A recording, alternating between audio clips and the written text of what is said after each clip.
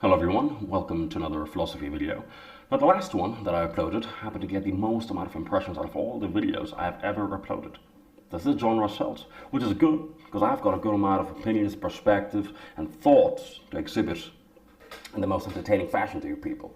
Well, at least the most entertaining I can make it. However, today's topic is rejection. Now, metaphorically, this video is going to be a former raging alcoholic telling you why being a raging alcoholic is bad for you. Yes, there's two personal stories involved towards the end of the video. For now, let's talk about the forms of rejection. I think there's three. First one, in a professional setting, a job interview. You're not qualified or whatever reason they may give you. Second, the platonic realm. You wanted to be friends with someone and he or she said no, or was dismissive. Third, the romantic realm. Now in this video I'm going to focus on the platonic and the romantic realm the most because I believe that is where a person feels the most powerless, and I think that is where most people are the most affected. Yes, at times there can be exceptions where the professional setting rejection can hurt more than the other two, or rather any one of them can hurt more than the other two. Depends on circumstance. For example, if a person has been trying to get a certain job role or a job for a year or two, or over a certain period of time, trying valiantly to attain a certain position, and they happen to get rejected for whatever reason, that's going to hurt them more than someone not wanting to be friends with them or not wanting to be romantically involved with them. Of course, that's more nuance. Doesn't want to focus on the other two. Rejection can lead to a person feeling either of the two emotions, or both simultaneously. Number one, doubt, becoming self-conscious. Second is hatred, becoming spiteful. Let's talk about doubt and becoming self-conscious first, as contingent on your choices of behavior. It can be a positive or a negative. Now, why can it be a negative? Well, let me explain to you. Let's imagine you are at an event. There's a buffet, all right? And the cook comes up to you and he says, "Fine, I made this pasta, you want to try?" And you're not really in the mood, you don't like pasta that much. You're like, "Well, if I'm not that much into pasta, so no, I don't want to try." "No, try, it's really good, I put so much work into it, please try once." Like, friend, I'm not in the mood that much, I'm sorry. No, try once, one spoon, that's all I ask you to do. Okay, so you try one spoon, and you're just like, it's average, and in general you don't happen to like pasta that much, so you say, "Yeah, it's okay." "Oh, do you want more?" "No, if I'm not in the mood, I don't like pasta that much." Like, "No, but what's wrong with it?" "There's nothing wrong with it, I just don't like pasta that much." And he looks at you, goes, "Okay, so what can I do to change it? What can I do to make you like pasta?" I say, see, that's how it feels when someone tells you they're not interested and you keep asking why. So in that way, doubt can be a negative. Now, how can it be positive? Doubt is actually a good reaction to a rejection. Because when you doubt yourself and you become self-conscious, you can truly analyze the situation. Why did I get rejected? What can I do to change the current outcome? Or what can I do to change or prevent future rejections? The feeling of becoming self-conscious is a positive if you view it positively and if you view it with strength, with power, with accountability. As I said earlier, what can I do better? What can I change? How can I improve? This way, doubt helps you. It motivates you. However, if you start saying things like, "Well, will I be able to fix these things? Will I be able to change anything? Can I really do..." Now, if you go towards that perspective, it will only lead to more downfall, not the climb you want. Thus, again, it's a perspective thing, like most things. It's not the feeling of doubt that's the problem. The problem is the behavior you choose to exhibit afterwards. And the way you view it, of course. And the behavior, you do not want to be the cook in the scenario I just gave you. That's about, the second worst thing you can do. That is about it for doubt. Now let's talk about something more fun, hatred. Why does an individual become hateful in the event of a rejection? Plain answer would be, well, it just doesn't feel good. Someone says no to you. I don't know, I don't view you as worthy. Being seen as not worthy or not capable or just not charming, you could say. It doesn't feel good. It doesn't feel good. And that's a more plain answer. Let's go into more detail. Once again, the feeling of self-consciousness. As I explained earlier, it can make or break your confidence. One, if you analyze, you generally improve, you believe you can change things for the better, that's when it helps you become self-conscious. However, it can even break your confidence if you start going to the route of becoming a pessimist. Well, I can never change it. I will never be able to overcome. That's what destroys you. However, it becomes the most malicious, most destructive being self-conscious. It becomes the most destructive when ego comes into play, where you do the self-analysis, or more like a false self-analysis, and you ignore your flaws, and you present yourself as perfect, or rather you view yourself as perfect, and the other person does not share your opinion, does not view you as perfect. And when they say no to you, basically they don't view you as perfect, that hurts you. And you're hurt because they rejected you. So the same mentality. You hurt me, I'm going to hurt you back. I'm going to try to get back at you. Oh, how dare you reject me? Who are you? That's one source. The other one is, that's the more petty source. Second one is a worse of a problem. Entitlement. You think you are entitled to a certain opportunity, a certain person's friendship, or a certain person's romantic involvement in your life. And the truth is, you're not entitled to anyone or anything. No matter how much work you may have done to attain said job role, or to charm a certain woman or impress a certain woman to be romantically involved with you, you're never really entitled to anything or anyone. Anyone's time, anyone's interest. You either get it or you don't. The sooner you make peace with this reality that you're not entitled to anything or anyone, the easier life will get.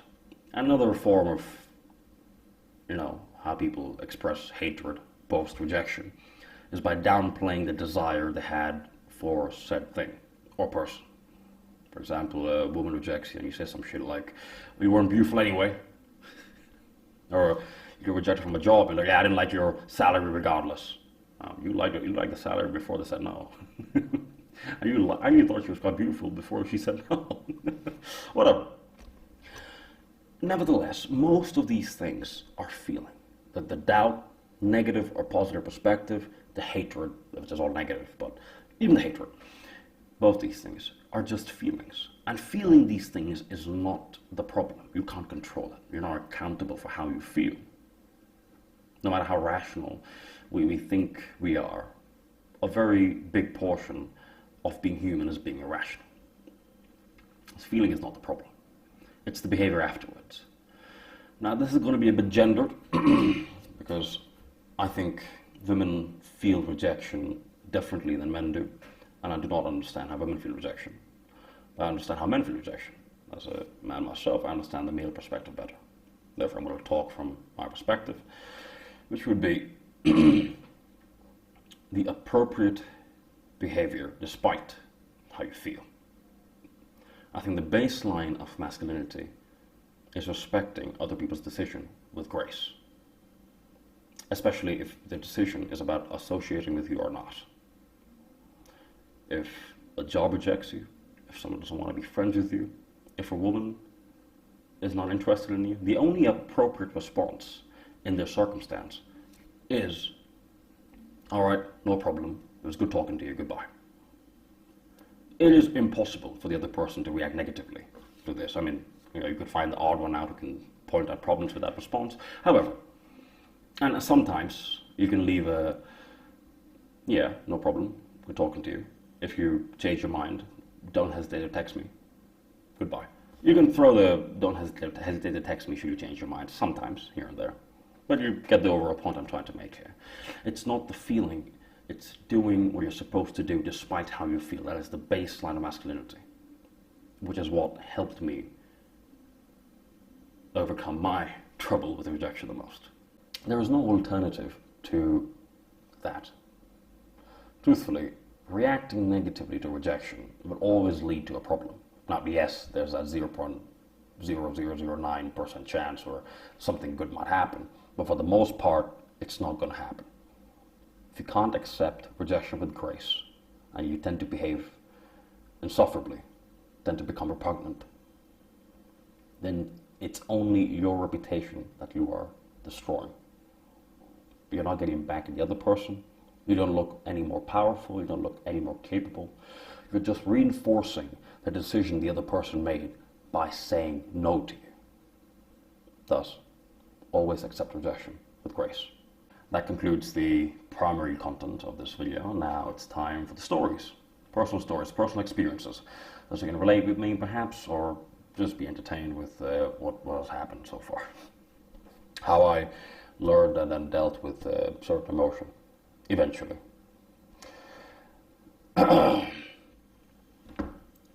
Jesus.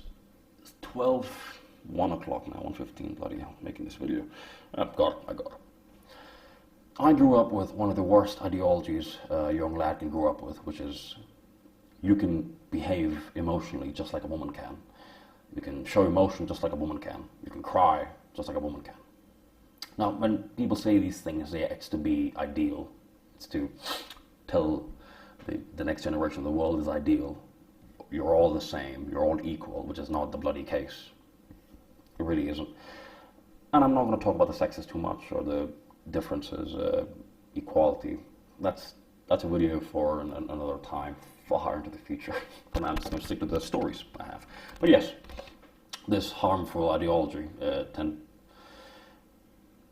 caused most of the trouble I had growing up, up until now, I'd say. It kept me from genuinely improving. I think it's very important for young lads to learn how to contain their emotions and behave accordingly, despite how they feel. Without it, it gets chaotic.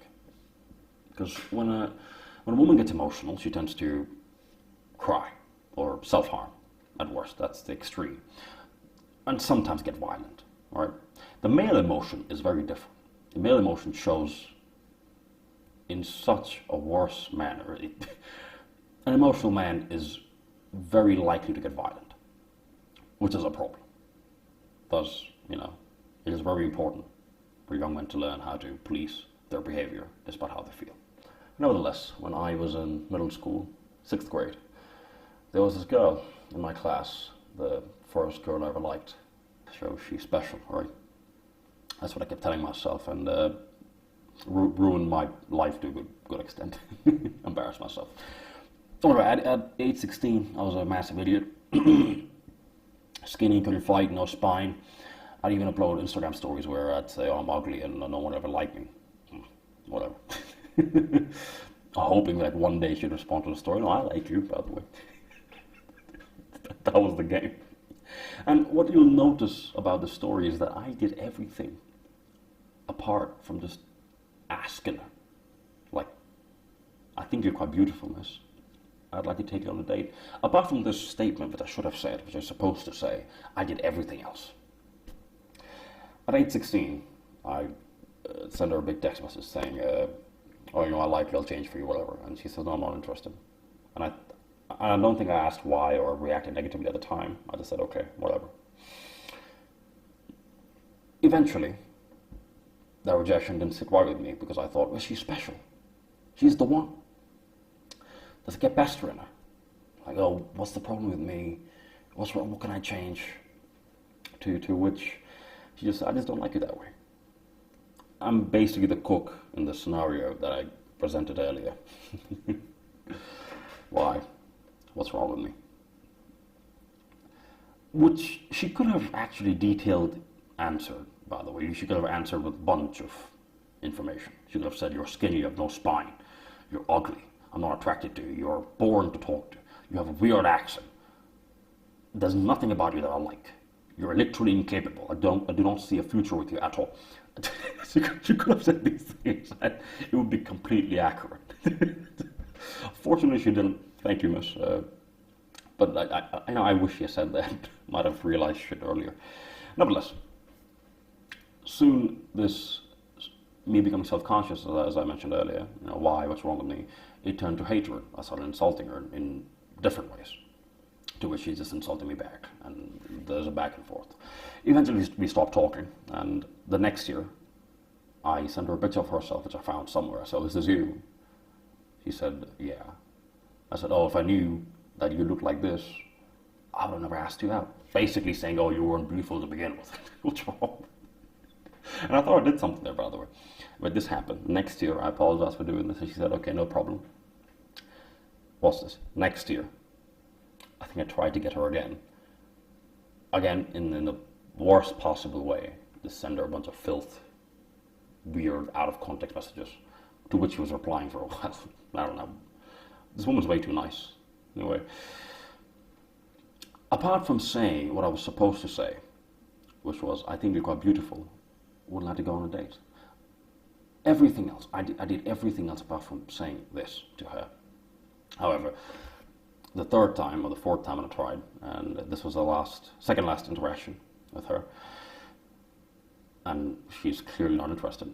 So I tell her, oh, I just wanted for you for sex, by the way, I didn't really like you. Yeah, I said that. Absolutely dishonorable thing to say to a woman. I felt good about myself for like 5 seconds, and then I realized I shouldn't have said that. It was too late, already been said. To which she replied, yeah, whatever. Months later I tried apologizing, and this time I had really crossed the line, so this day she didn't respond. Apologized, didn't respond. Next year I tried 2 more times. Once at the beginning of the year, and then this is 2024, and the end of the year. No response. And I thought I deserved it. And for what I said, I don't think there's forgiveness. Anyway, 2025, I thought to myself, one more try. Let me try to apologize. Let me try to get this off my chest. I send her a text. She replies a month later. She said, oh, I read the notes. I read what you sent me. I said, oh, thank you. I didn't say thank you. I just said, okay. She said, you should just move on. To which I replied, yeah. I just want you to say you forgive me. She said it, and it was done. That was the last interaction I had with her. Now, I don't know if she forgave me because she actually, things have changed, or she just forgave me to get me out of her face. Stop bloody texting me, idiot. Whatever it is. I'd like to believe she forgave me. This was one. The second story. This time it was me trying to get an ex-girlfriend back. We were together for 9 months. Completely long distance, by the way. I walked away from her at the time because of financial issues. And then 10 minutes later, I tried to get her back, to which she said no. I said, okay. It was a 10-minute conversation.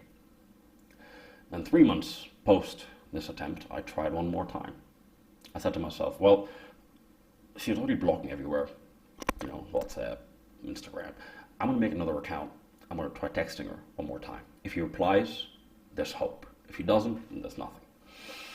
I texted her, she replied. It was a 2.5 hour, maybe 3 hour conversation of me trying to convince her to come back. The usual, I've changed, it won't happen again. And she said, no. Now, the entire conversation was basically me asking her, give me one objective reason as to why we shouldn't try. And she didn't give me one. Either she had it and she didn't give it to me, or there was nothing. I don't know which one it was. I'm just telling you what I experienced. From my side of things, basically. But most of her messages, when I asked that question, what's the one objective reason, she basically said, I just don't want to. That was her overall message out of all the text messages she was sending me. In the end, I knew this is not going to happen, so I used the last bullet I had. I just said, well, you wouldn't be talking to me for 2.5 hours or 3 hours if you wanted to say no. And she said, oh, so you think I won't block you again? I said, yeah, I think you won't block me again. You know what happened? She blocked me. She blocked me. Whatever, goodwill to that woman. Lovely individual. But, yeah, That is the second story. Now, in the first story, I could have avoided all of that desperate behavior, that insufferable behavior, and then disgusting behavior that came afterwards. I could have avoided all of that if I simply grew up believing that a man is a man, he's supposed to behave accordingly, despite how he feels. I kept telling myself, I know what I'm doing is wrong, I know what I'm saying to her is wrong, but it feels good, so I'm going to say it. Yeah, that took away a very good woman that I liked at the time. But it's okay. Don't live in repentance. I'm glad that I know what I know now. And as difficult as it has been to adapt to the new ideology, I think I've done a reasonable job. Well, and the second story, wasn't much to learn, just one lesson. Someone telling you that they just don't want to, especially in the romantic realm, I just don't want to, that's a good enough reason. There's no point trying to rationalize that. However, that's for the personal side of things. Maybe you can relate, maybe not. I don't know, maybe if you've fumbled the first crush of your life and you've tried to get an ex-girlfriend back and you've failed. I think most men have done both these things. If you have, you might be able to relate. Nevertheless, that is it for today's video. This video. Thank you for watching, hope you enjoyed, and I will see you on the next video, my friends.